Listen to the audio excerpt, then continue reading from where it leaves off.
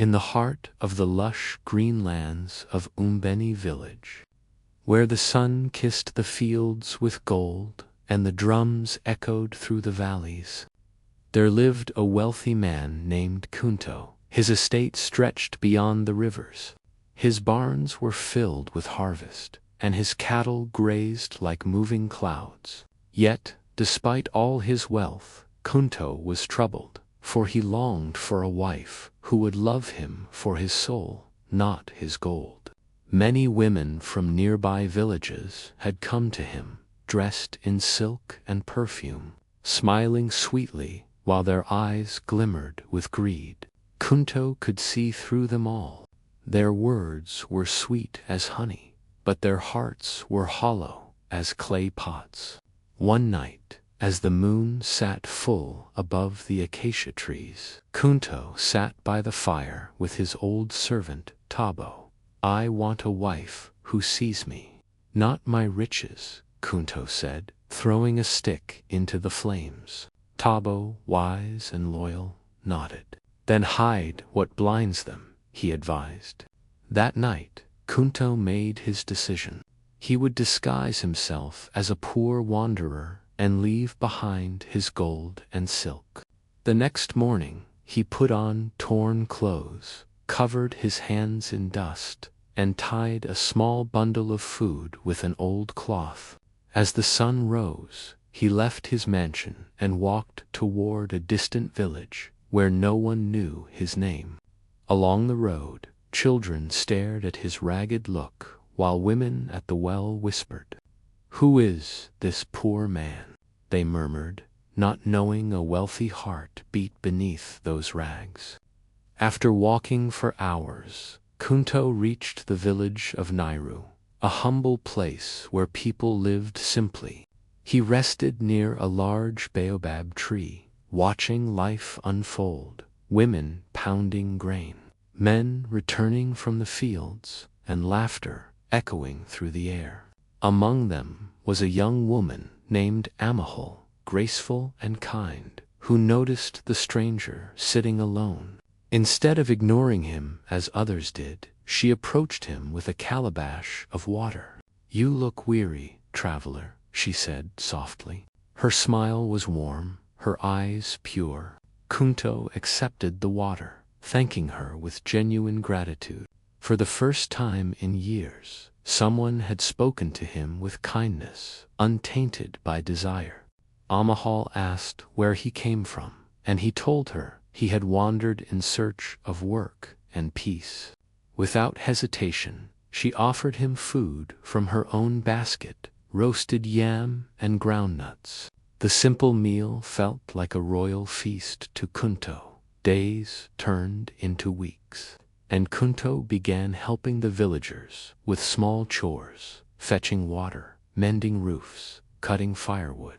Though poor in appearance, he carried himself with quiet dignity that earned the villagers' respect. Amahal, too, grew fond of him, seeing his gentle soul rather than his ragged clothes. Her father, a humble farmer, saw his sincerity and allowed Kunto to stay in their home. Every evening, Kunto watched Amel's kindness, how she shared food with orphans, how she smiled at the old and weak. His heart began to stir with love, the kind that felt true and sacred. Yet deep inside, he feared, would she still love him when she learned who he really was? He wanted to tell her, but he needed to be sure. So he remained silent, letting her know him only as a poor man. One night, as the rain fell and the fire crackled in their small hut, Amahal turned to him and said, "You have nothing, yet you give so much." "Why?" Kunto smiled faintly. "Because true wealth," he said, "is not in what we own, but what we share." She didn't know it then, but those words came from a man who once owned half a kingdom and found more peace in a humble home than in a palace. Weeks turned into months, and life in Nairu village grew peaceful for Kunto, though he still wore torn clothes and lived simply. His heart found warmth in Amel's laughter and the kindness of her family. Every morning he rose before dawn to help her father in the fields, his strong hands working the soil with humility. The villagers began to whisper about him, that poor stranger works harder than any man here. Yet Kunto remained silent about who he truly was. He wanted love, not admiration for wealth. One evening, as they sat beneath the stars, Amahal told him a story about her late mother, who once said, "A heart that gives without expecting is a heart rich forever." Her words pierced his soul. He saw in Amahal the pure love he had been searching for all his life. But fate was not done testing him. One day, a drought struck Nairu. The river dried, crops withered, and hunger crept into every home. Many villagers became desperate and selfish, hiding their food and refusing to share. Yet Amahal, with what little she had, cooked porridge and fed hungry children. Kunto watched her give away her last meal, her hands trembling but her spirit unbroken. That night, he realized that no gold could match the richness of her heart. The next morning, disguised still as a poor man, Kunto left the village early. He walked back to his own estate, where servants bowed as he entered through the golden gates. "Prepare the wagons," he ordered. "Fill them with grain, yams, and gold coins." His servants were shocked to see their master return in rags, but they obeyed. Kunto loaded the wagons with food and supplies and rode back to Nairu. When he arrived, the villagers stared in disbelief as oxen pulled carts full of treasure behind the man they thought was a beggar. Amahal stood frozen, her eyes wide with confusion. Kunto stepped down from the wagon and looked at her. "Amahal," he said softly, "you gave to me when I had nothing. Now I give to you all that I have." Murmurs spread through the crowd. "He is the rich man from Umbeni," someone whispered, "the one who owns 100 fields."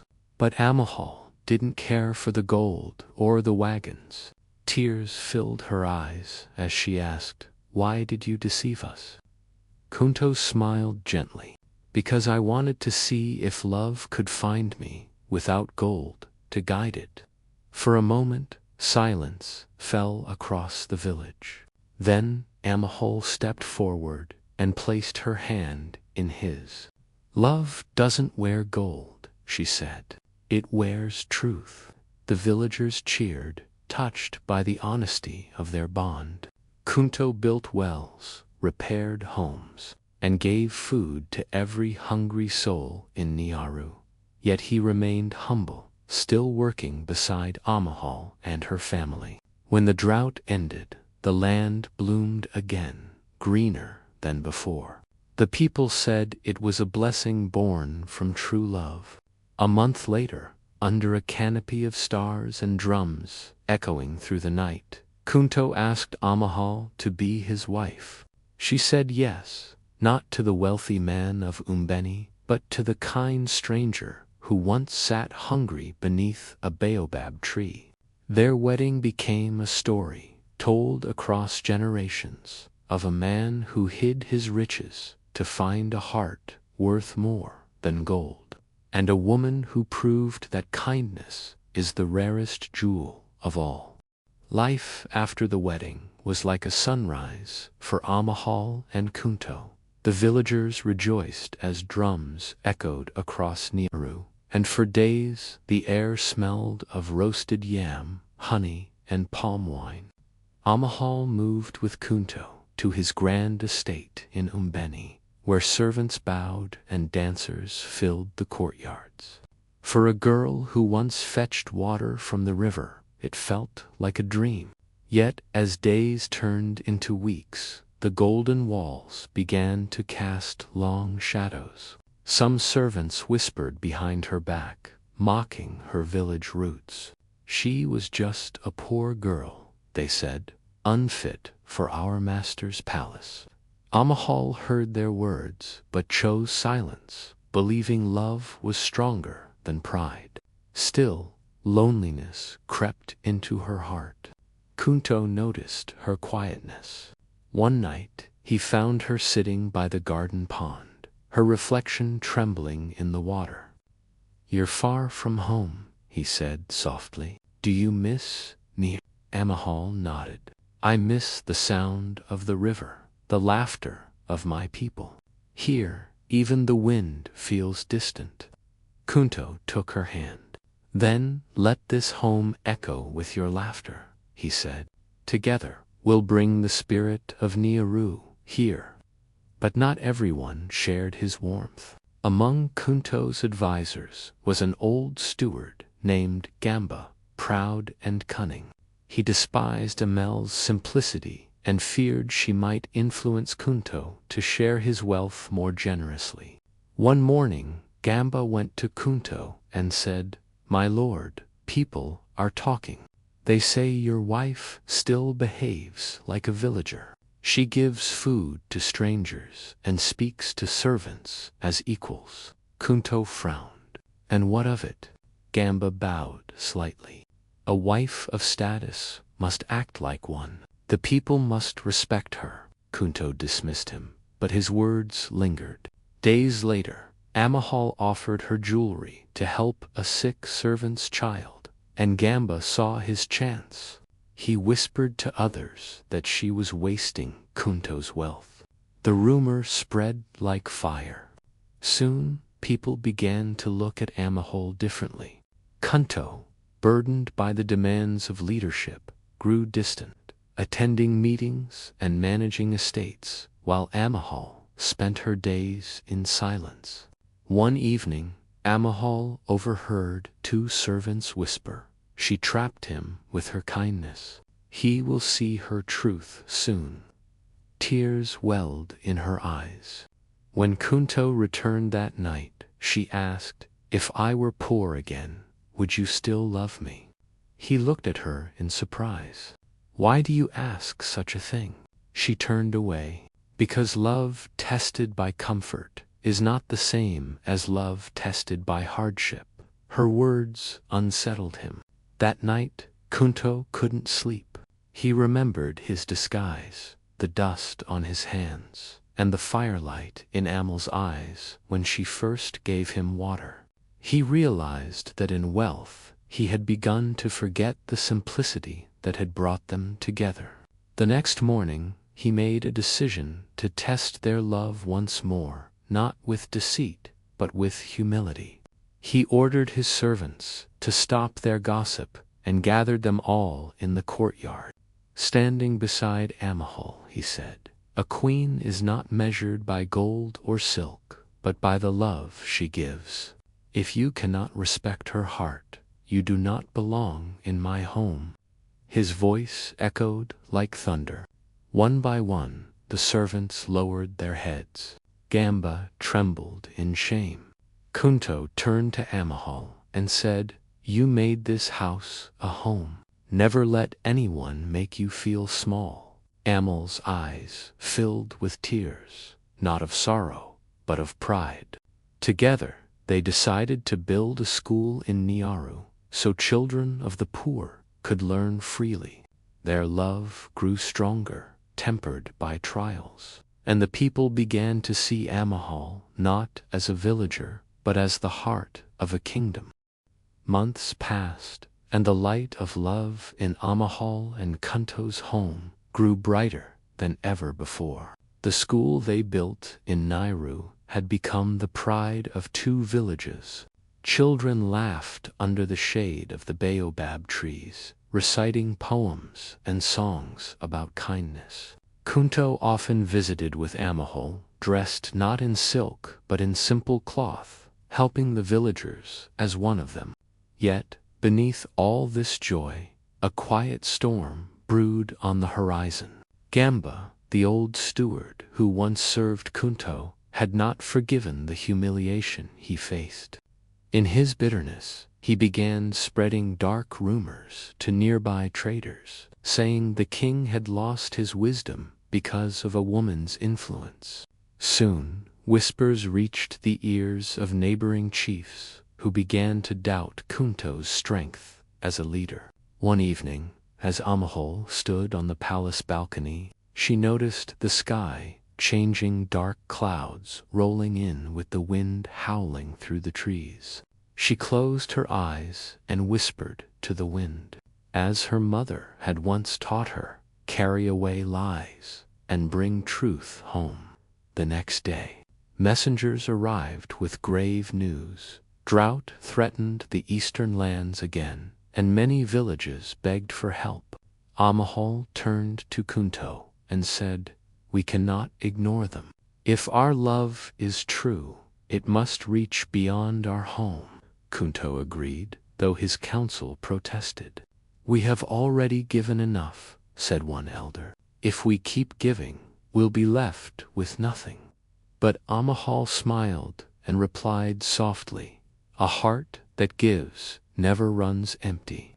Her words silenced them. Together, she and Kunto sent carts of grain and medicine to the suffering villages.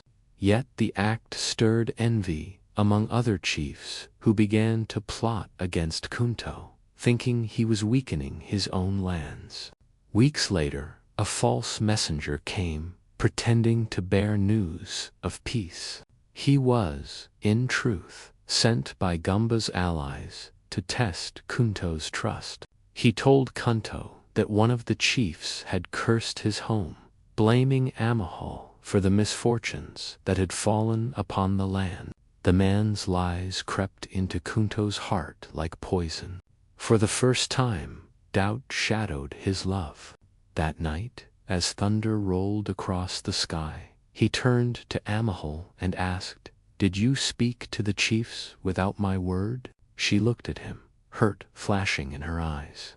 "I spoke only to the wind," she said softly, "and to the people who suffer." But Kunto's heart, clouded by suspicion, could not hear the truth. He ordered the guards to keep Amahol in her chambers until he could learn who had betrayed him. Amahol, yet sorrowful, did not resist. She spent the night alone, staring at the moonlight through the window, whispering prayers for her husband's heart to find its way back to love. Outside, the wind howled like an old spirit mourning what had been lost. Days turned into weeks, and the land grew colder without her presence. The servants no longer smiled, and Kunto's halls felt heavy with silence. One morning, Kunto went to the fields and saw the children from the school walking barefoot, still singing songs Amahol had taught them about love and truth. Their laughter broke something inside him. He realized that love built on doubt was like a house built on sand it could not stand. That night, he rushed to Amel's chamber, fell to his knees, and said, "Forgive me. I let fear speak louder than faith." Amahol smiled gently and placed her hand over his heart. "Even the wind changes," she whispered, "but love must stay." Kunto wept, and the two embraced as the first rain of the season began to fall. The drought was over, and so was the silence between them. The people later said the rain that night was not just water from the sky, it was the sky's tears of forgiveness. The rains that fell after Amel's forgiveness brought new life to Umbeni and its neighboring lands. Crops bloomed once again, rivers sang through the valleys, and people praised their rulers for their wisdom and kindness. Amahol and Kunto became a symbol of hope and unity across villages. The queen who healed with compassion, and the king who ruled with humility. But every blessing, the elders say, attracts envy. In the distant hills, the exiled steward Gamba still nursed his hatred. He gathered men who despised Kunto's reforms, traitors who missed their stolen profits, greedy chiefs who wanted more control. "If the people love her, we must make them hate her," Gamba hissed. "Strike her heart, and the king will crumble." Months later, when Amahal visited Niaru to open a new well, Gamba's men disguised themselves as villagers and poisoned the water's rim. As she dipped a calabash into the well, a faint sting touched her hand, unnoticed but deadly. That night, under the glowing moon, Amahal felt her strength fading. Her body weakened, yet her spirit remained strong. She asked to be taken home to Kunto. When he saw her pale face, panic filled his eyes. "Who did this?" he cried. But Amahal only smiled weakly and said, "The heart that loves must sometimes suffer to prove its truth." He called healers from every corner of the land. They burned herbs, whispered prayers, and sang old chants through the night, but her breathing grew faint. Kunto sat beside her, holding her trembling hands. "Do not leave me, Amahal," he whispered. "I found you when I was poor in rags. Now I am poor again, without your smile." She turned her gaze to him, her eyes soft as dawn. "If love brought us together through disguise," she whispered, "it will guide us again, even beyond this life." As the first light of morning crept through the window, her hand went still. The drums of mourning echoed through the valley. People from every village came to lay flowers by her resting place. They cried not for a queen of gold, but for a woman whose heart had fed the poor. Days turned into nights of silence. Kunto wandered the palace halls like a ghost, his wealth meaningless, his crown heavy with sorrow. But one night he dreamt of her standing beneath the baobab tree, smiling as she had the first day they met. "Rise," she said softly in his dream. "Love does not die, it plants seeds." When Kunto woke, he felt something shift inside him. He ordered all his gold to be used to build hospitals, wells, and schools across the land, all in Amal's name. Her kindness became the kingdom's soul, and her story was told by firesides for generations. Children grew up learning her words. A heart that gives never runs empty. And though Kunto never remarried, his days found peace in service. On the anniversary of her death, he returned to Naiaru and sat beneath the same baobab tree where she had first offered him water. As the wind rustled through the leaves, he closed his eyes and whispered, "You found me when I hid who I was. Now I see who I am because of you." A warm breeze brushed against his face, gentle, like a lover's touch. The villagers say they saw two birds circling above that day, flying together into the golden horizon. Some believe it was the king and his queen reunited, not in wealth, but in eternal love that no disguise could ever hide again. Years passed after Amal's death, yet her spirit lingered in every corner of Umbini. The kingdom had transformed under Kunto's rule. Schools stood where deserts once lay.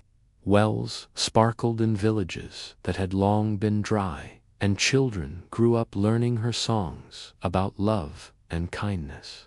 But though the land flourished, the king's heart remained wrapped in silence.